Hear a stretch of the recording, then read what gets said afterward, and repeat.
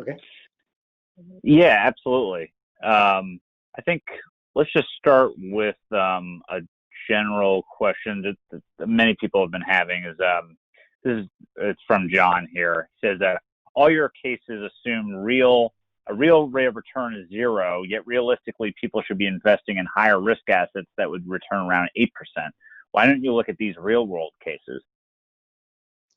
Oh, well, uh, the market is saying that the stock market is extremely risky, uh, and the risk premium, the average return on the stock market historically, going back to 29, has been about 6.5% real.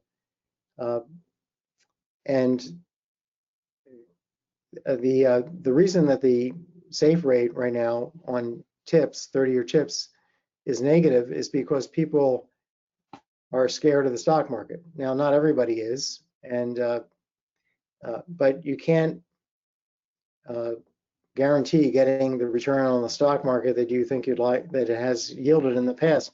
If you go back to 1929, the stock market dropped in the first year significantly. Then in 30, it went back up, not the whole way, but then it dropped for the next 3 years. And in 33, it was 86% below where it was in 29. If you go to if you go to the year 2000 and look at where the stock market was in 2002, it was 50% below where it was in 2000. The NASDAQ fell about 70% between 2000 and 2002.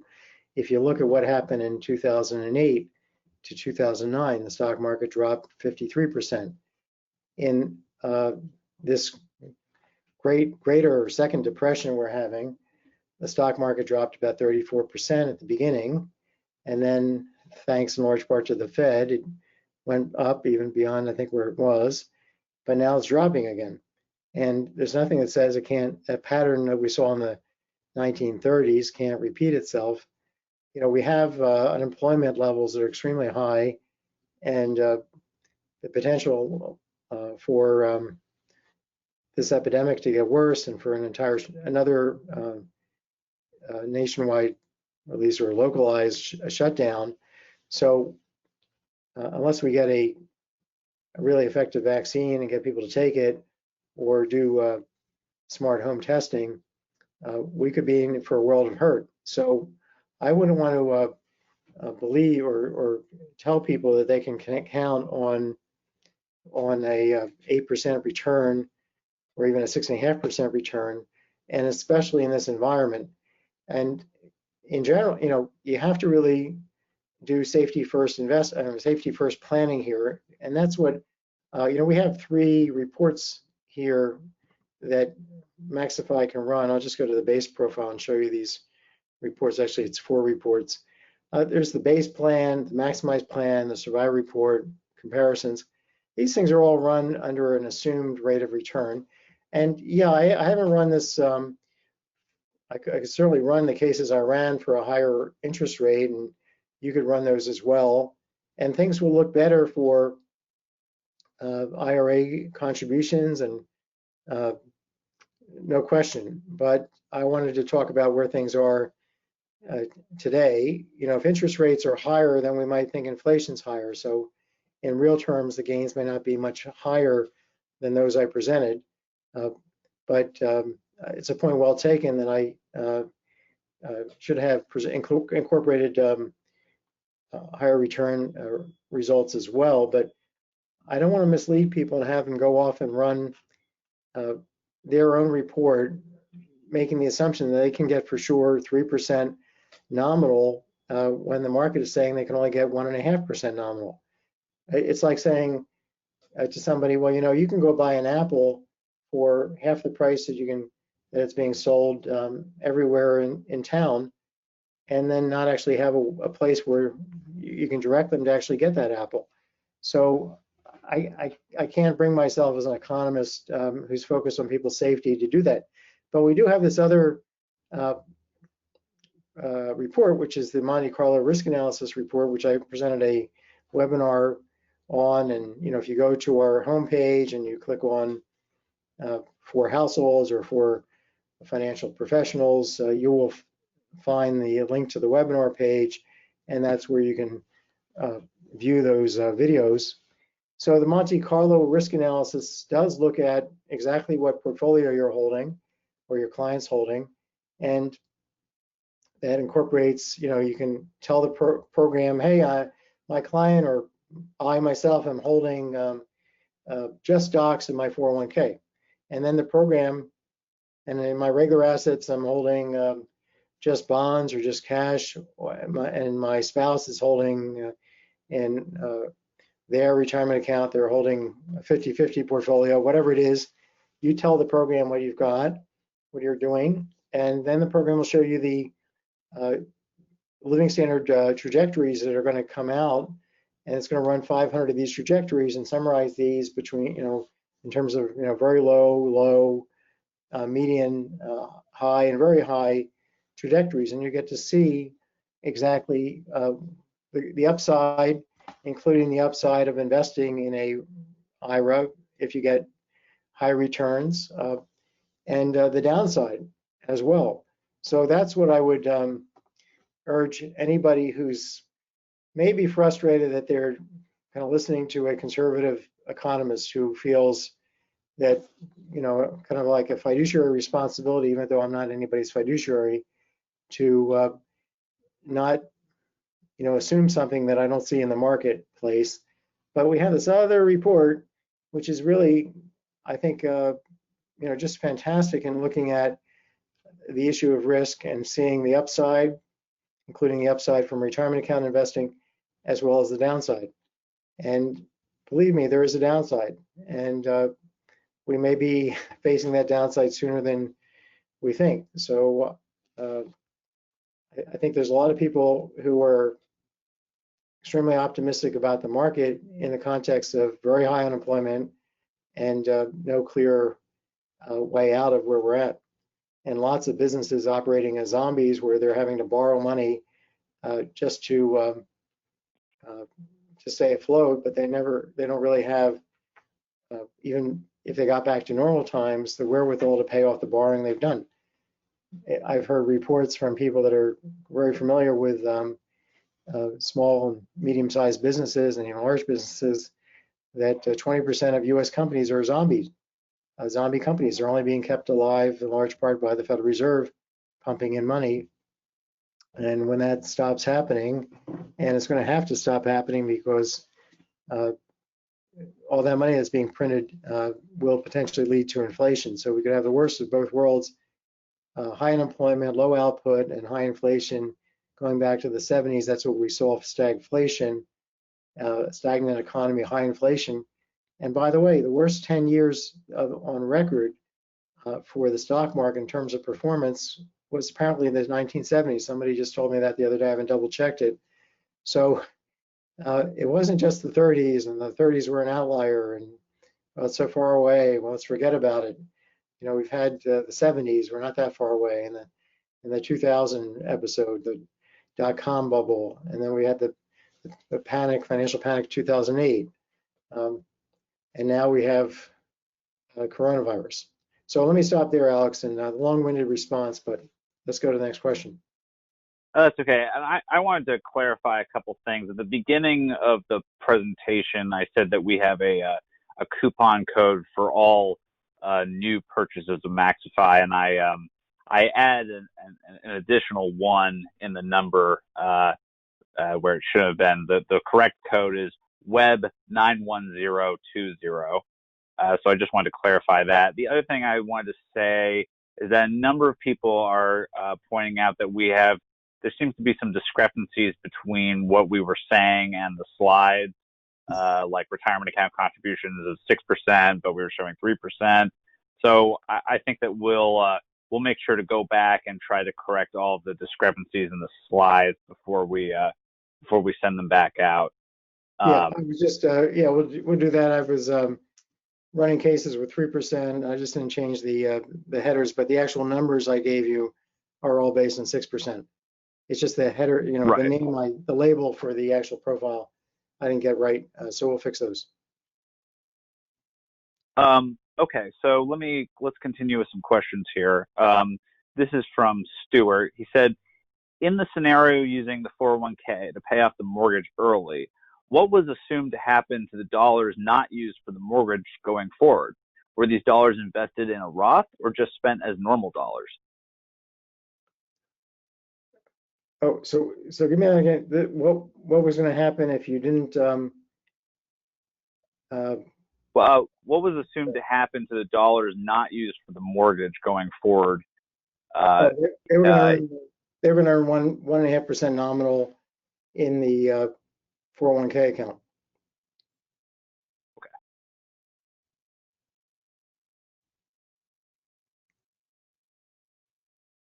Okay, so let's. I mean, let me just stress. You know, yeah. you're earning. Think about it. If you're paying 3.5 or 3, let's say 3.65, which is my assumption on this household's mortgage, and they're earning, and you can only earn 1.5% nominal, it's an arbitrage opportunity to get out of the 1.5%, use the assets that are invested at 1.5%, and use them to pay down something that's costing you 3.65%. You can earn, you know, 265 basis points with no risk doing that. So that's really why, that's at the heart of why this paying off the mortgage actually has a big payoff for this couple. But it may not be for everybody. I mean, I tried this out on myself in my own case, and it didn't prove when we, you know, to actually help my household. So it's not necessarily true for every household. And related to that, this is from Richard. He asked, paying off your mortgage with your 401k, as in the present example, will also raise your taxes by the withdrawals. Is this considered by Maxify? Oh yeah, the tax increases are completely incorporated, no question. I can just show you that. Let me just run the report, and we'll just do a look at the taxes under the different scenarios, which is not doing this and doing this. I'll just go up here to compare, click on, that's taxes right here. Let me show you the picture. You can see the taxes are a whole lot higher right at the beginning. It's 228,000 in taxes versus 20,000. Enormous difference in taxes. So yeah, the program, even despite that increase in taxes, the program is saying it's better to do this.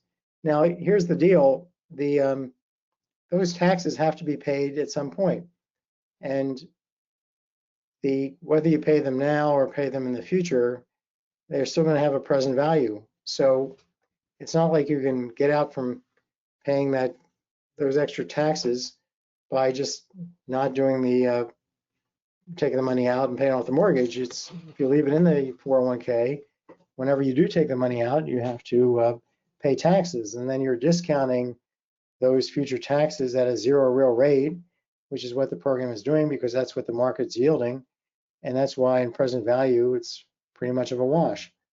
On a cash flow basis, it may not be a wash. The couple may not have the money, but I took out enough money for them to have a smooth living standard, I believe. Let me just take a look at that. Yeah, they get to have a smooth, you know, this is where the husband dies and wife survives. That's why the discretionary spending drops, but otherwise they've got a smooth living standard. So I took out not just enough to pay off the mortgage, but to make sure could comfortably maintain their living standard and not run into a cash flow problem. Right. Yeah. Just to go back to the rate of return, you know, maybe you want to just mention that people can run different rates of return. I mean, it's not like this is something that yeah. Let me just, good point, Alex. Let me just click on one of these, like a base profile.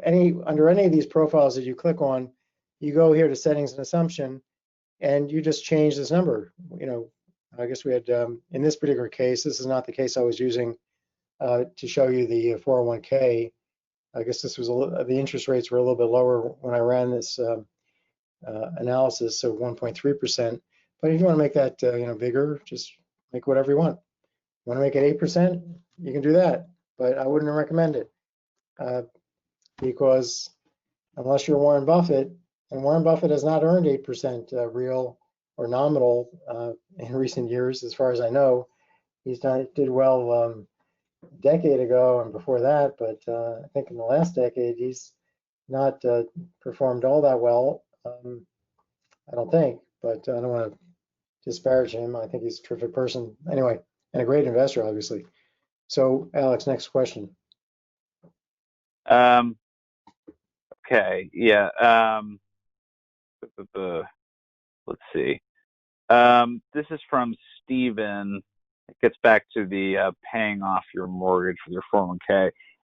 He says, in using the 401k to pay off your mortgage, aren't you shifting some amount of money from non-discretionary to discretionary spending, such that the benefit to discretionary spending is overstated?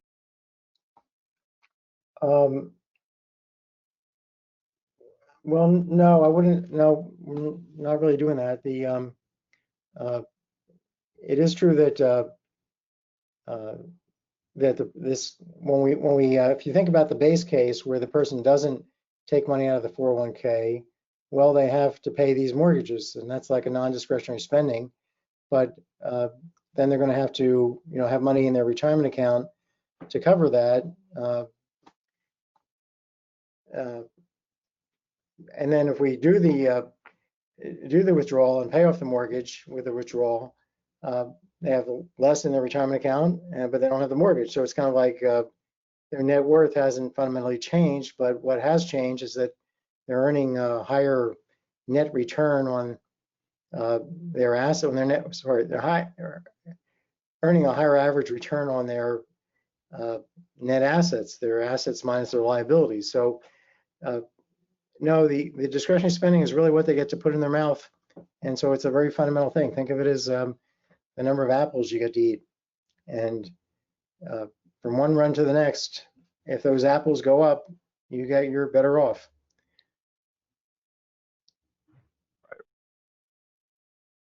Okay, next question, Alex.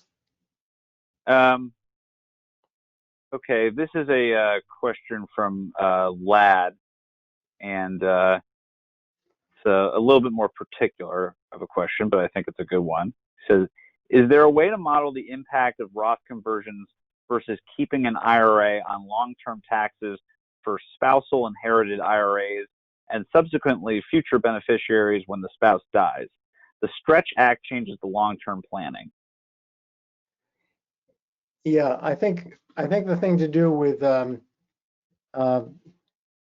your beneficiaries is to get a license to our software for them, or if you're a financial planner, to set them up as a separate client.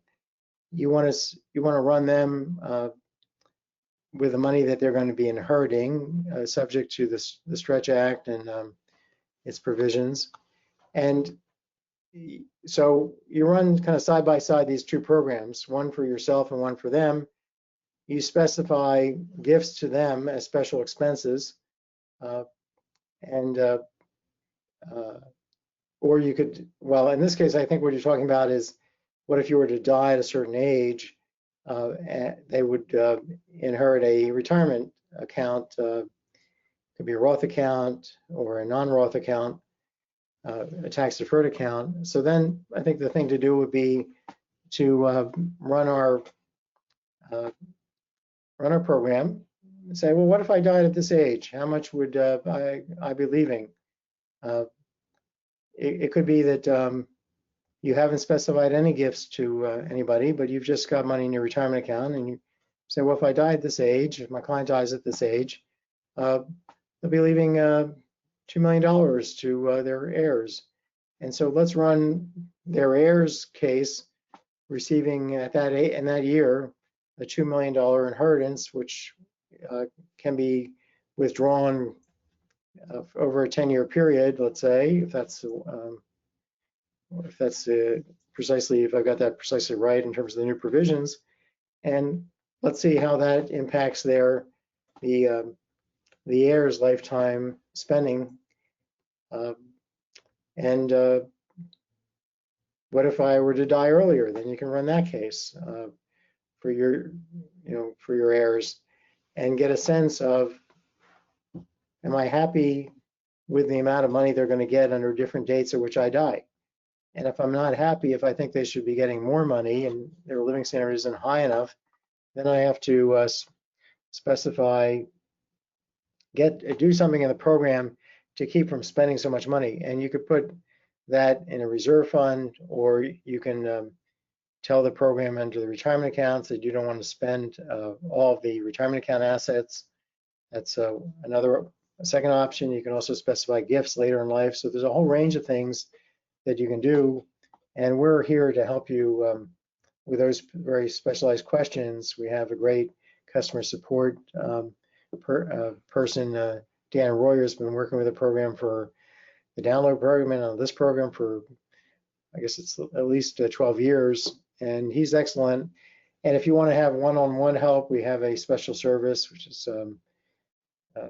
which you can purchase kind of an expert review of your plan, and Dan can give ideas for alternative profiles you might set up, or look at the profiles you have set up and talk you through what you're doing.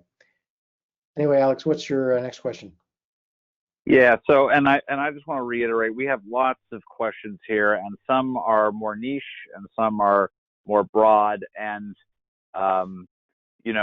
feel free to, if we don't get to your question today, particularly if it's a niche one, feel free to just email us. My email is alex@economicsecurityplanning.com, and you can email me anytime, and hopefully we can answer your question.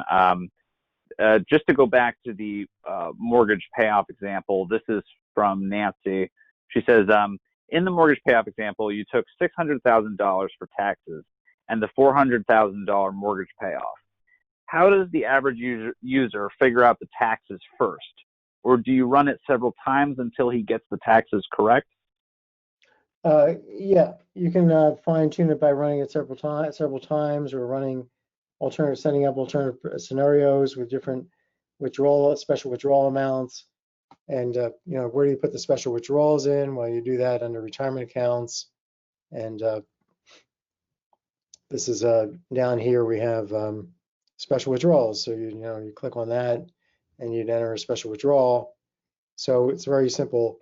So yeah, you'd have to fine tune it. The program is not optimizing over that dimension, but you'll very quickly get to a number that's pretty close to what makes sense. You don't want to take out more money than you need to have a smooth living standard, to not run into any cash flow constraint. And you'll be able to see that right away, because you can try it with taking out less and see if you start noticing that your living standard is lower for a while and then higher. That's indicative of a cash flow problem. Right. Okay, let's go to this question from Robert, which is also a question that many people have been asking. He says, does the software optimize withdrawal strategies between Roth, IRA, and taxable assets? That is, from what accounts do you pull your lifetime spending amount from on an annual, monthly schedule?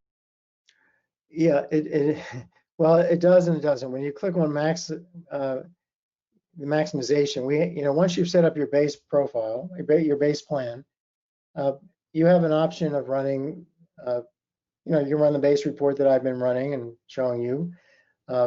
You can set up an alternative profile, run that against the base plan or against some other alternative profile.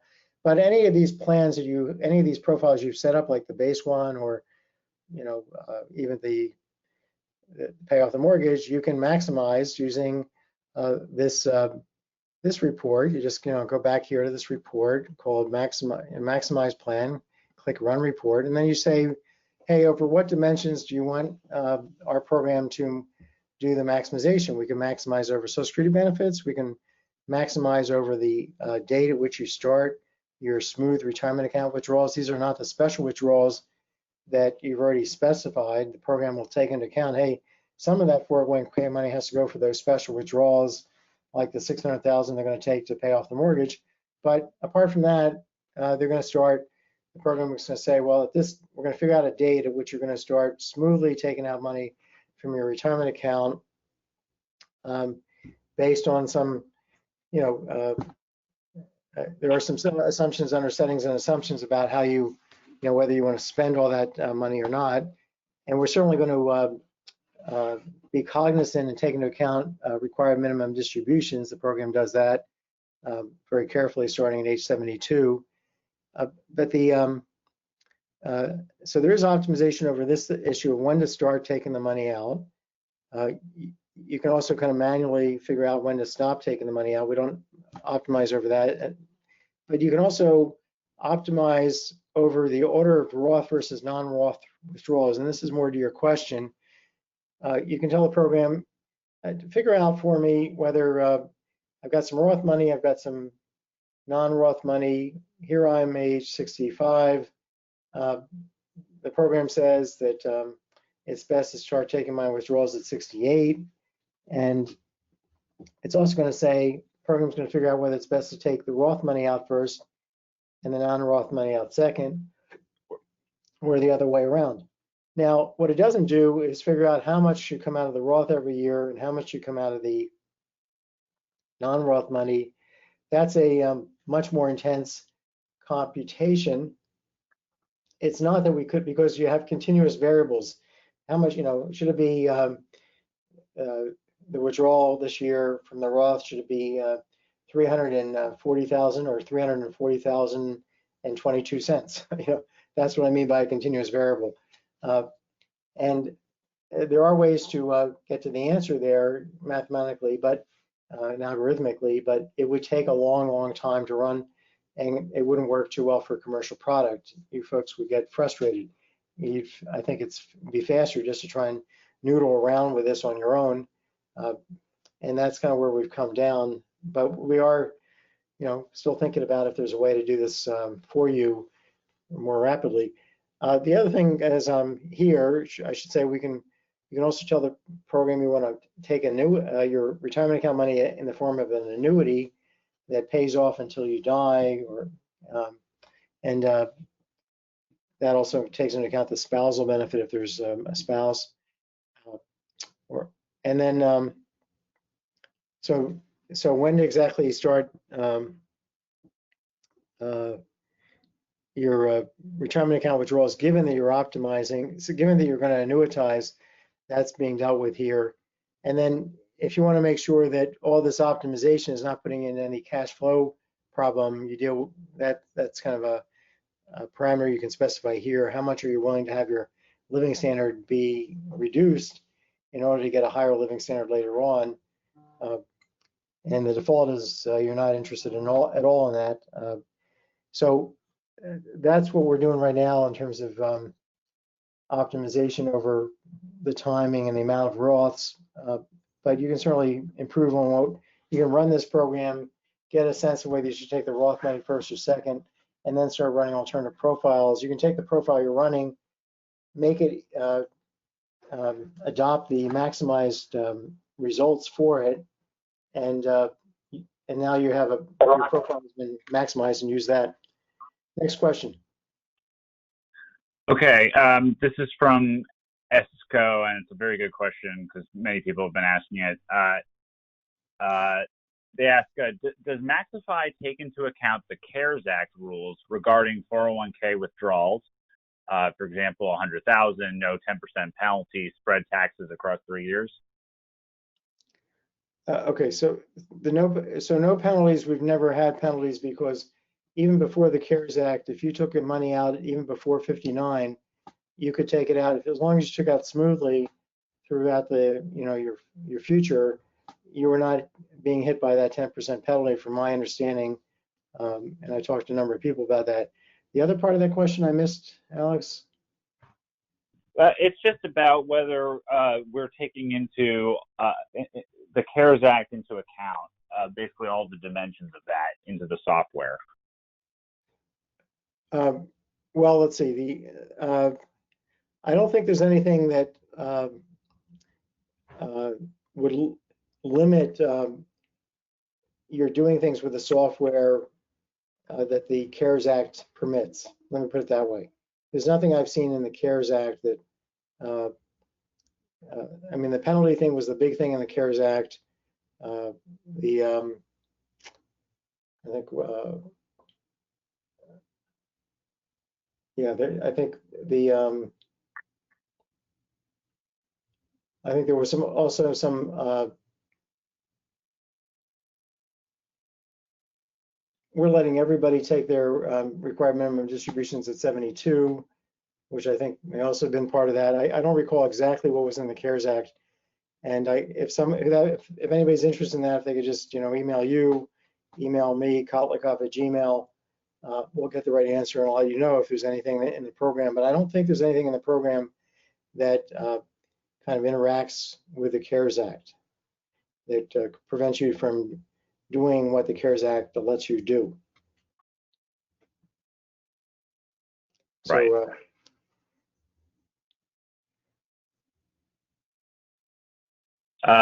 Okay. Let's try to get to some more questions here. We still have about 750 people on the call and lots of questions. Let's see.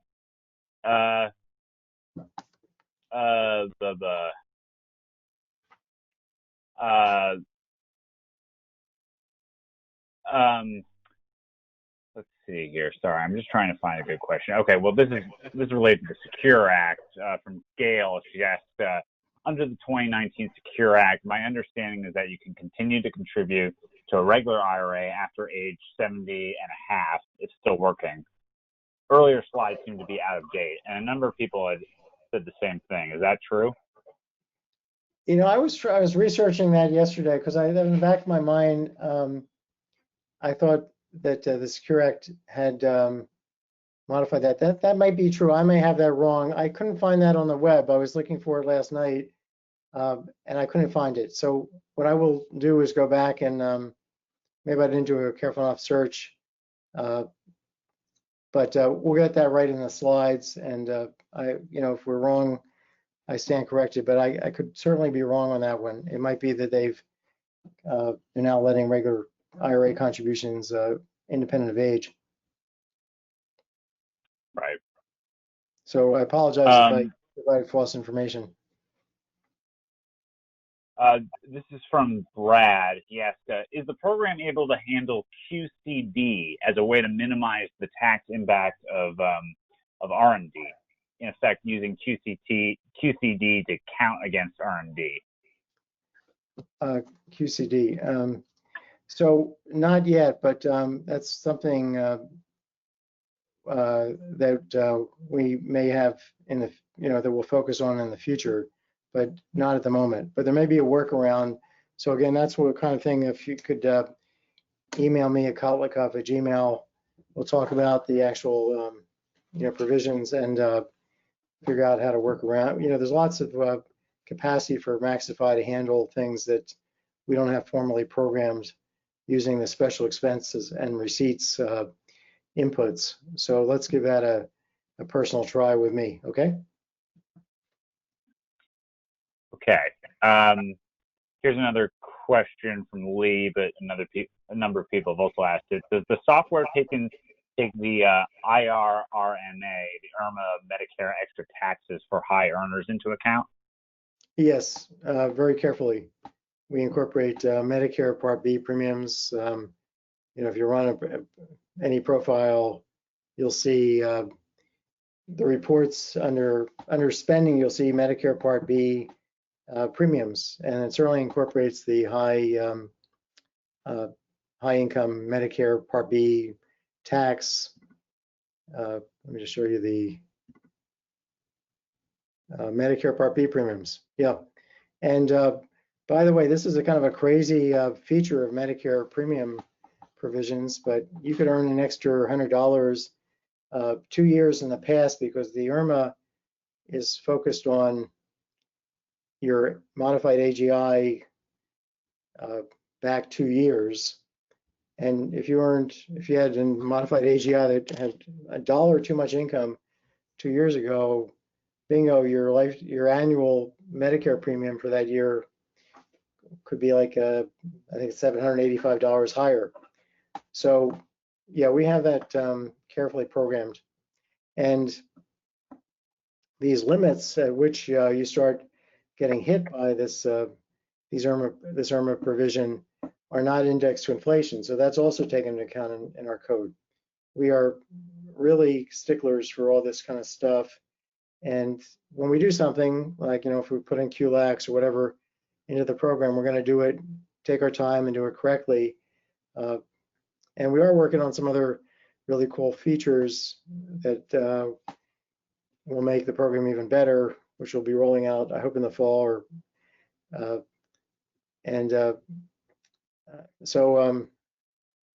yeah. But anyway, Medicare is taken care of. Okay. Let's just go back to just the overall question of taking out from your Roth or non-Roth accounts. This is from Cynthia. She just says, I'm not sure I understand if the plan does not tell us when or how much to take from either our Roth or non-Roth accounts each year. Wouldn't that affect our overall tax expense? Maybe you just want to clarify that a little bit more. Yeah, so Cynthia, the program is saying we'll automatically figure out when you should start your withdrawals, and then we'll automatically figure out whether you should start taking your Roth money out first or second. If you want to go beyond, and that when the program does that, it's not taking into account the greater capacity of people to take different amounts in different years. It's saying if you're going to take a smooth amount every year, when should you start doing that? So you can kind of start with our maximized solution and then try and build off of that. Adopt the maximized answers into your base plan or whatever profile you're looking at, and then start from there to make additional profiles that would have maybe some additional special withdrawals earlier or later, and see whether your lifetime spending goes up. I mean, as long as you look at your lifetime, spending results, if you look at this bottom line, which is this number right here, if that number goes up, you've done something good. Whatever profile you ran beat the other, if that number is bigger than the other profiles, that's a good thing, and that means what you did helped. And your goal is to make that number as big as possible, but also worry about this question, which is my living standard smooth like it is here? It only drops here because the husband passes away, but if you look at the living standard per person, it's perfectly smooth in the orange case. This is the discretionary spending in the dark black line. So if that's smooth and it's high, if the lifetime discretionary spending is higher, that means that this line will be higher because of whatever you did. And so the way I ran, these cases is I just tried. I said, well, let's, I got this guy who's 20, 25. Or whatever, this lady Jane who's 60. Let me consider her doing a conversion right now when she's 60. A big conversion. She's got $2.5 million. Let me convert 500,000. Why not? Give it a try. It hurt her, made her worse off, and made that this orange line go down. So well, that's not good. Let me try and run her differently. Let me go to into retirement accounts and specify under Roth conversions that she's going to take out, put in 50,000 here and have this start when she's 61. In her case, she was 60 already. Have it start a year after the current year so that she'll be fully retired, and then have it go for like 5 years, and then just run it. Save the inputs, click save, and run it, and then compare it with like the base case. So it's really pretty simple to kind of noodle this out. And then once you have an idea of whether the timing of when you should be doing the Roth conversion, you can then figure out the amount of the Roth conversion. And so suppose you take 3 hours doing this. It's going to be a game. This is going to be better than Scrabble. This is going to be better than solitaire, because as you're doing this, you're going to be making money and your family money, and it's going to be, gee whiz, I just made us an extra $10,000 doing it this way. Let me see if I can make another 10,000 on top of that. That's why this program, we're trying to make this program addictive, or we think this program can be addictive. We know that we have a lot of customers for whom this program is addictive because they're running lots of things all the time, every day. They're running the program to try and see if there's a way they can kind of get the most out of their situation and pay the least in lifetime taxes and get the most in Social Security benefits.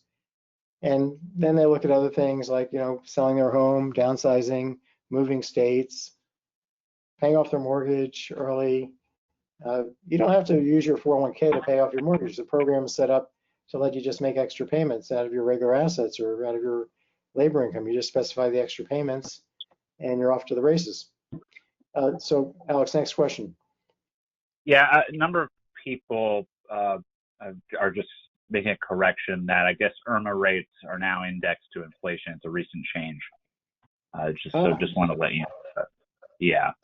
Okay. Well, I'm glad I'm not doing the coding for this. Mike O'Connor is the one who looks at all the laws, and I'm glad to hear that. That's an important improvement. I know that Social Security benefit tax thresholds have not been indexed for inflation, and that's incorporated into our code. But I'll triple check that we have the IRMA thresholds indexed to inflation, just in case Mike missed it. But I appreciate that that feedback. Right. This is a question from James. It's regarding the living standard chart. Saying, are you saying that the retiree will be spending the same amount each year over 40 years? Maybe you just want to say something about how discretionary spending works and also per adult living standard. Yeah. Okay. So let me take this couple and just run their report. So, and I'll be able to make this clear from the results. So, unlike other financial planning tools, this program recognizes, I'm an economist, and economists have been working on personal finance for about a century, going back to Irving Fisher at Yale.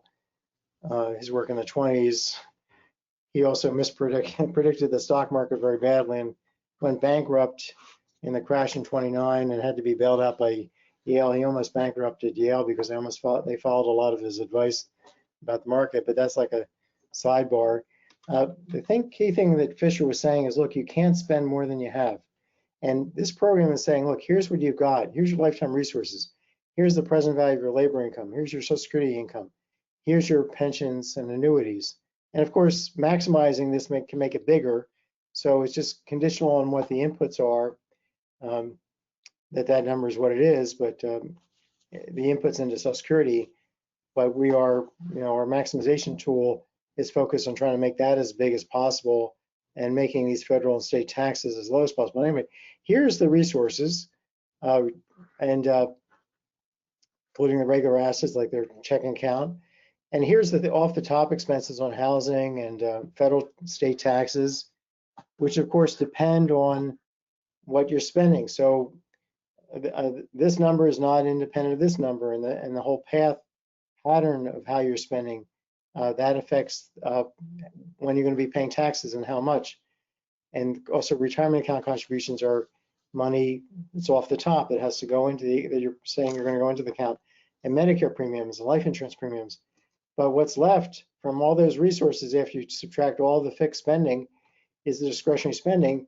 And then we don't calculate the discretionary spending like this and then go over and say, how do we smooth it? We calculate the smoothing and the and then in the process, we're calculating the present value of lifetime discretionary spending. So the key thing we're kind of focused on is this baby, this orange curve. And you might say, well, if you know the lifetime, I mean, take the simplest case. Suppose there's no fixed spending, the interest rate were 0. You'd have this in the resources. And if the household could live, let's say, for 50 years, you could just take this number divided by 50, and you'd have the annual discretionary spending if it was a single person, and you'd be done. But it's much more complicated than that because the taxes are not 0.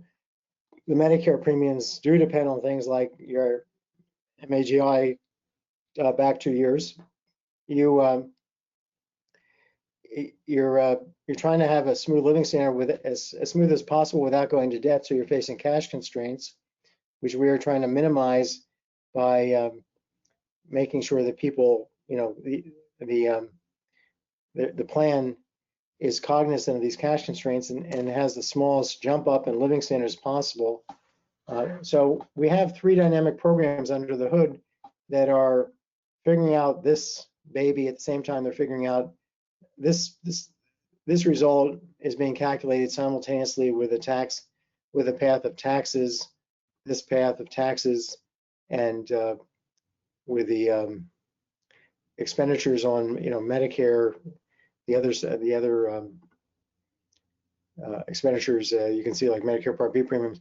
So all this stuff is iterating. We've got 3 programs: one for taxes and benefits, one for consumption smoothing living standard, and the third on life insurance, because life insurance premiums come out of that and they're an off the top expense. So these 3 programs are interconnected. You can't figure out one result without knowing the result of the other. So the way we solve this problem is we have one program take the results of the other 2 programs as given, do its thing, and then take its result and give that plus one of the other programs results to the third program to run based on those inputs. And then we take the two sets of results and give it to the third program. So the whole thing is back and forth iteration. We actually got a patent for this algorithm, so it's not something that a typical tool can do. The tools that are out there that I'm familiar with, I could assign to a good high school student who was good with Excel to do the calculation. Our software has the equivalent of 7 reams of code under the hood. If you, in other words, if you printed out our code, it would run for, you need 7 reams of paper.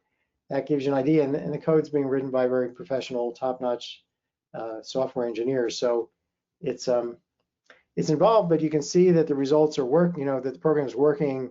This line could not be smooth, could not be flat if you weren't coming up with the right answer. This balance sheet would not balance within a couple bucks. This accumulation of assets wouldn't zero out at the end if things weren't working. This number would not equal, this change in the stock of assets between one year and the next would not equal the flow value of saving unless things were working. So we spent many years on the algorithm having the thing not work correctly, because we could check these easy ways of checking whether the thing was correct. And then we have, fortunately for many years now, had it working perfectly. Every so often there's a small bug we'll find here and there, and we're adding things. And those things can introduce a bug, but we haven't had any major bugs for a very long time. Next question, Alex. Yeah, this is from Maria.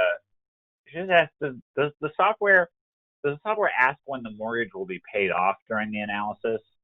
Oh yeah, definitely.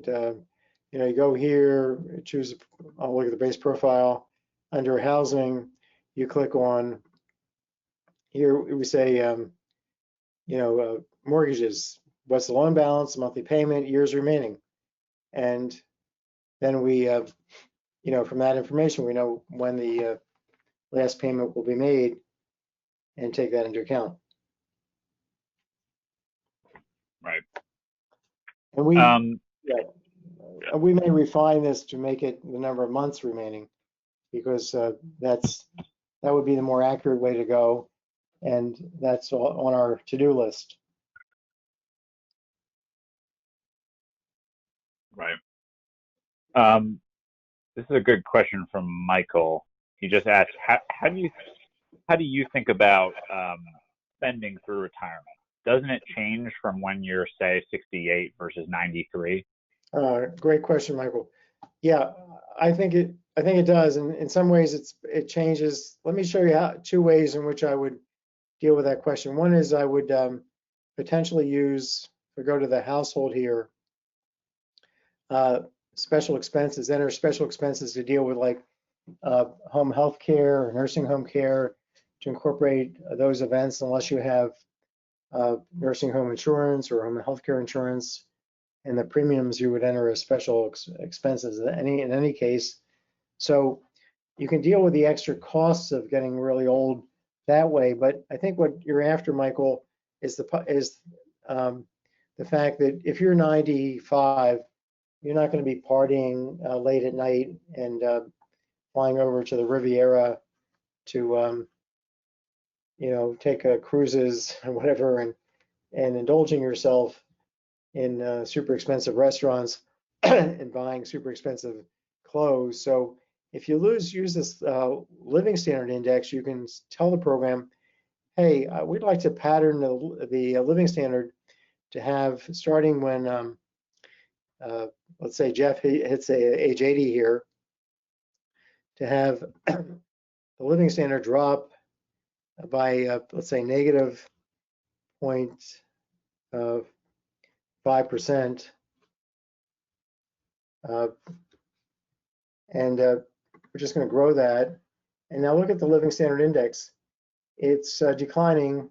So by the time Jeff reaches his maximum age of life, it's down about 14%. So what I'm saying is that you can tell, using this input, you can tell the program, hey, I'd like to have this profile of my living standard. I'm not going to be spending, I don't have the same living standard at 95 or even at 80 that I'm going to have at 50. I'm going to plan on spending less because my needs will be smaller. I won't need to travel. I won't need to have the ski, a brand new set of skis every year. So I will, use this. And what the program is going to do with this information is it's going to raise your spending before you want it to, in the years before you want it to decline, and then have it decline thereafter. Because if it's declining in these later years, going back to that lifetime budget constraint, that lifetime balance sheet, if you're spending less in your later years and you've got the same amount of lifetime resources, it means you have to be spending more in earlier years. And so the program is going to follow your desired pattern to the extent possible that it doesn't put you into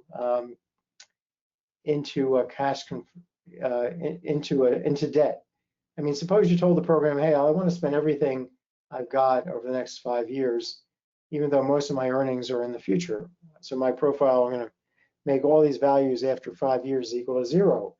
Well, the program would say, sorry, Charlie, you can't do that because you can't borrow against your future income. So the most we can do is have you consume your cash on hand, everything you can consume smoothly over the next 5 years, and then thereafter you'll have to spend.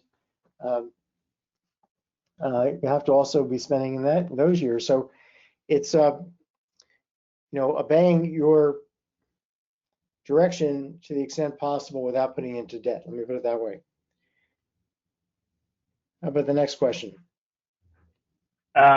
Yeah, just quickly, someone's asking whether the program maximizes Social Security benefits, and I think we can just say this. Absolutely, it does.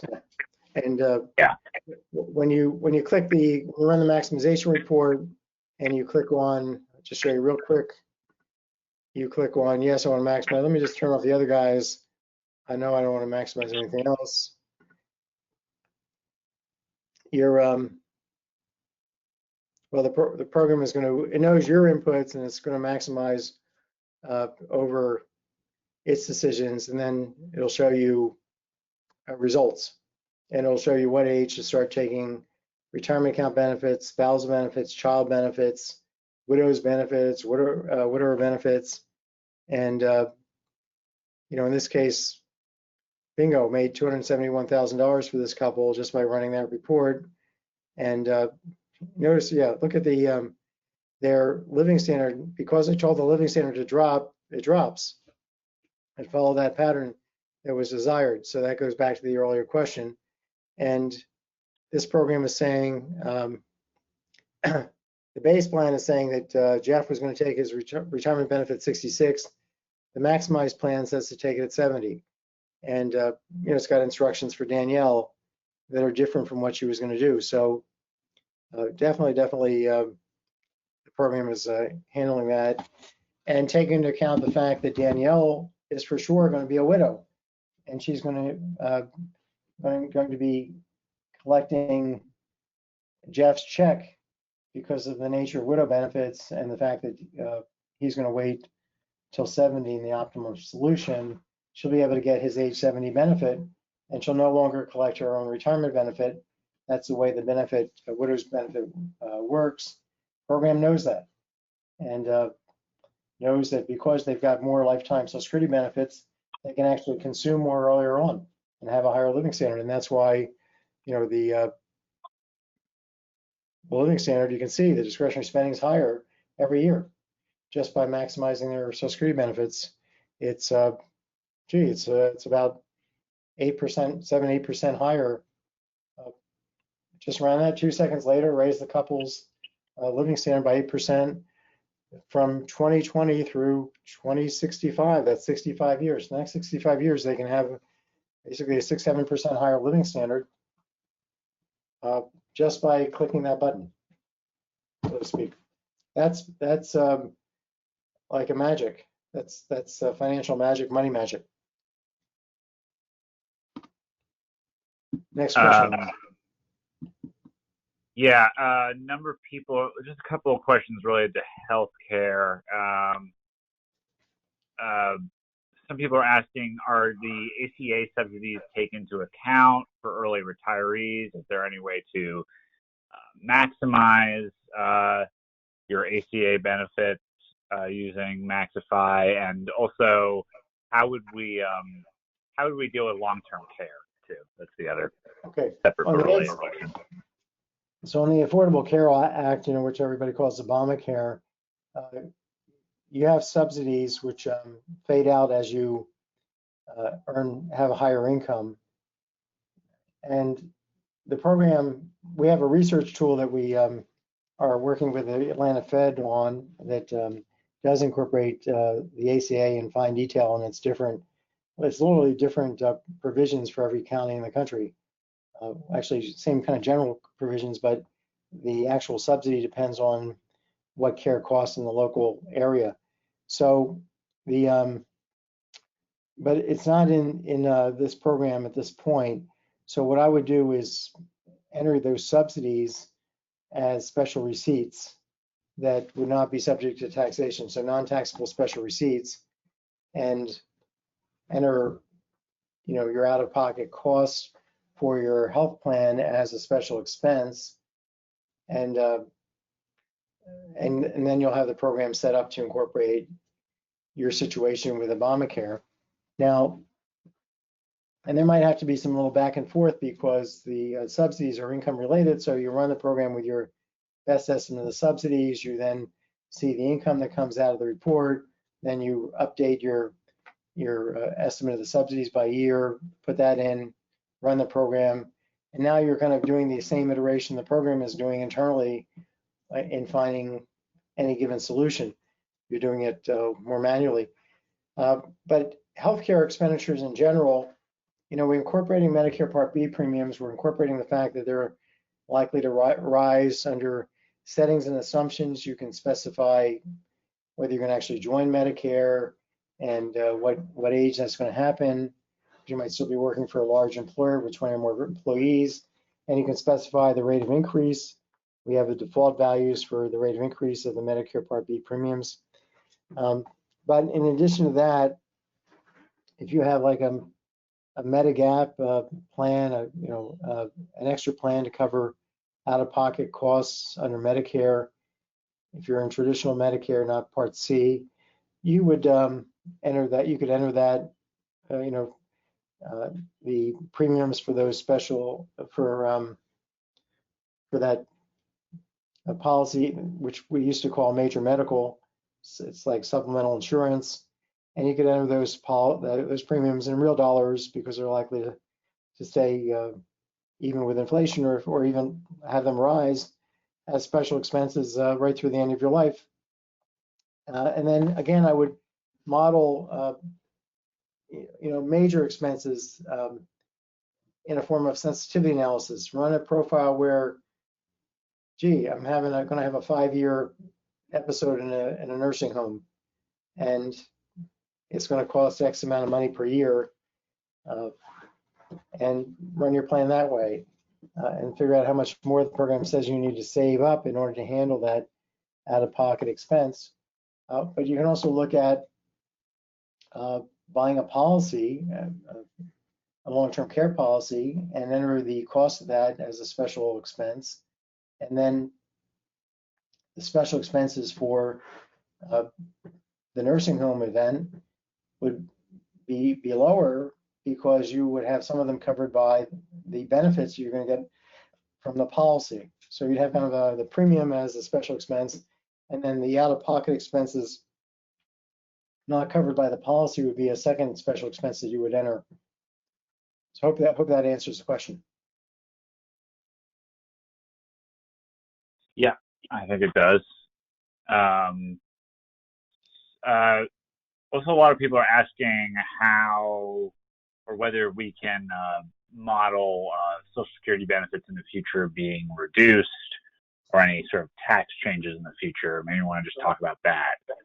Yeah, you sure can. You can come here to settings and assumptions, go over here to Social Security and Medicare, and you can say, well, I think in 2024, Medicare Social Security benefits are going to be cut minus 20%. Oh, somehow I got an equal sign. Be able to put in a minus sign here. Yeah. So that now the program will know that starting in 4 years, benefits will be cut permanently by 20%. So even if you're not collecting now, even if you're not collecting for 20 years, when you do start collecting, the program will know to dock your Social Security benefit by 20%, and to make sure you're assured that this is actually working correctly, you can certainly run this as an alternative profile. Run a case where Social Security benefits aren't cut, run a case where they are cut starting in 2024, and then look at the Social Security report and the reports, and you'll see in the comparison that you'll see the benefits are lower because of this. So next question, Alex.